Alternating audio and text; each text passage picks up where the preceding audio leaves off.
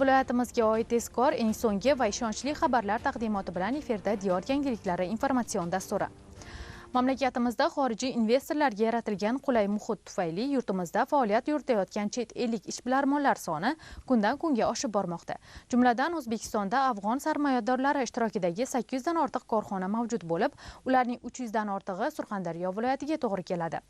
Soliqchi tadbirkorga ko'makchi tamoyili doirasida xorijiy sarmoyadorlar ishtirokidagi korxonalar faoliyati ham o'rganilib, mavjud muammolarni bartaraf etishga yaqindan ko'mak berilmoqda. Dastlabki lavhamiz shu haqda. Surxondaryo viloyati davlat soliq boshqarmasi boshlig'i Sirojiddin Eshmatov Termiz shahrida ish boshlagan New Everence Kabul Toshkent mas'uliyat cheklangan jamiyatida bo'lib, afg'onistonlik tadbirkorning muammolarini o'rgandi. O'zaro muloqot chog'ida tadbirkor korxonada ishlab chiqarilayotgan afg'on qozonlarini ichki va tashqi bozorlarga sotish uchun Surxondaryo viloyati sanitariya epidemiologik osoyishtalik va jamoat salomatlik boshqarmasidan sanitariya epidemiologik xulosa hamda davlat standartlashtirish agentligidan muvofiqlik sertifikatini olishda yordam so'ragan.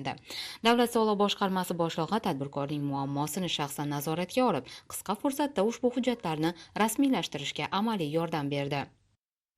Afg'onistondan O'zbekistonga kelib tadbirkorlik faoliyatini boshladik. Tashkil etgan korxonamizda afg'on qozonlarini ishlab chiqaryapmiz.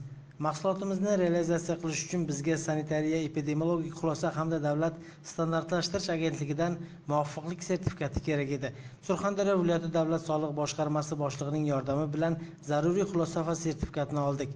Yaqindan yordam uchun ularga o'z minnatdorchiligimizni bildiramiz. Bundan tashqari, mahsulotlarni sotishda ham amaliy yordam beradigan bo'lishdi. Biz bundan juda ham xursandmiz. Hozirda ushbu korxonada 4 xil sig'imdagi afg'on qozonlari ishlab chiqarilyapti. Qiziqarli suhbat davomida afg'onistonlik tadbirkor ushbu qozonlarni tayyorlash jarayoni hamda unda taom pishirishning afzalliklari haqida ham ma'lumot berib o'tdi.